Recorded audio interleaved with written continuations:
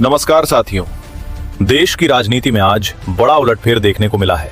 अदालत के फैसले के बाद सियासत गर्मा गई है और अब बयानबाजी तेज हो चुकी है। दिल्ली के मुख्यमंत्री अरविंद केजरीवाल को बड़ी राहत मिलने के बाद आम आदमी पार्टी के वरिष्ठ नेता संजय सिंह ने केंद्र सरकार पर तीखा हमला बोला है। आम आदमी पार्टी की ओर से ये साफ संदेश दिया गया है कि ये सिर्फ कानूनी जीत नहीं बल्कि राजनीतिक साजिश की हार है।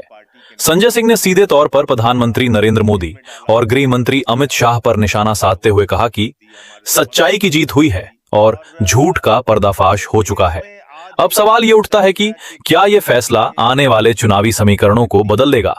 देखिए, इस फैसले से साबित हो गया कि एक ईमानदार लोकप्रिय मुख्यमंत्री अरविंद केजरीवाल और ये एक योग्य ईमानदार शिक्षा मंत्री मनीष सिसोदिया और हमारी पार्टी को बदनाम करने के लिए प्रधानमंत्री और गृह मंत्री मोदी और अमित शाह ने एक गहरी साजिश रची थी और झूठे केस बनवाए थे आम आदमी पार्टी के नेताओं के खिलाफ।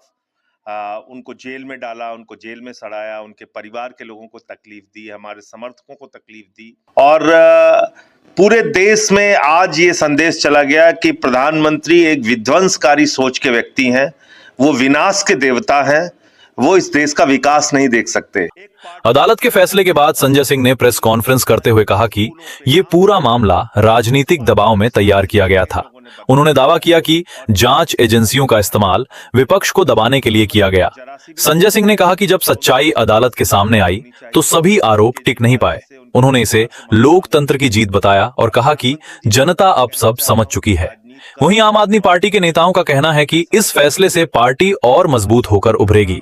राजनीतिक विश्लेषकों का मानना है कि इस घटनाक्रम के बाद विपक्ष और अधिक आक्रामक रुख अपना सकता है और आने वाले समय में केंद्र बनाम दिल्ली की राजनीति और तेज हो सकती है। एक पार्टी जो शिक्षा पे, स्वास्थ्य पे, बिजली पे, पानी पे, स्कूलों पे काम कर रही थी, उस पार्टी को साजिश करके इन लोगों ने बदनाम किया और दिल्ली की सत्ता से हटाने का काम किया। अगर प्रधानमंत्री में जरा सी भी शर्म है तो उनको पूरे देश से माफी मांगनी चाहिए और अरविंद केजरीवाल जी से, उनके परिवार से माफी मांगनी चाहिए।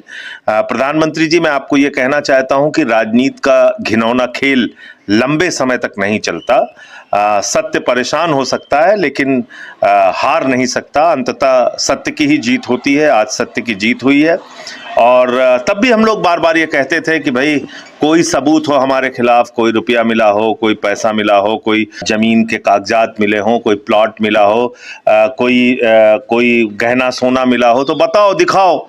लेकिन तब भी हमारी बात नहीं सुनी गई और आज इसी के कारण आपने देखा होगा कि एक नेता जिसकी सबसे बड़ी पूंजी ईमानदारी थी, वो फफक के रो पड़े खुशी के मारे जब ये फैसला आया केजरीवाल साहब।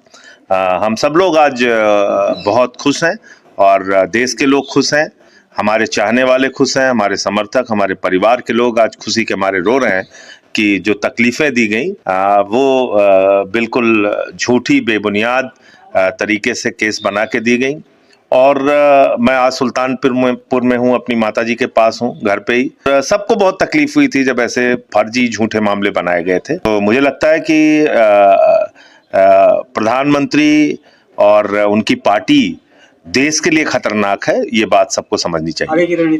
फिलहाल इस पूरे घटनाक्रम के बाद देश की राजनीति में नई हलचल साफ दिखाई दे रही है। एक तरफ आम आदमी पार्टी इसे सच की जीत बता रही है तो वहीं दूसरी तरफ राजनीतिक गलियारों में इस फैसले के दूरगामी असर की चर्चा तेज हो गई है। संजय सिंह के तीखे बयान के बाद सियासी तापमान और बढ़ सकता है। अब सबकी नजर इस बात पर है कि आगे सरकार की रणनीति क्या होगी और विपक्ष किस तरह इस मुद्दे को जनता के बीच लेकर जाएगा। क्या यह फैसला आने वाले चुनावी समीकरण बदल देगा? क्या इससे केंद्र और दिल्ली की सियासत में नया मोड़ आएगा? इन सभी सवालों के जवाब आने वाले दिनों में साफ होंगे। फिलहाल के लिए इतना ही। अगर आपको यह खबर महत्वपूर्ण लगी हो तो वीडियो को लाइक करें, चैनल को सब्सक्राइब करें और अपनी राय कमेंट्स में जरूर लिखें। धन्यवाद।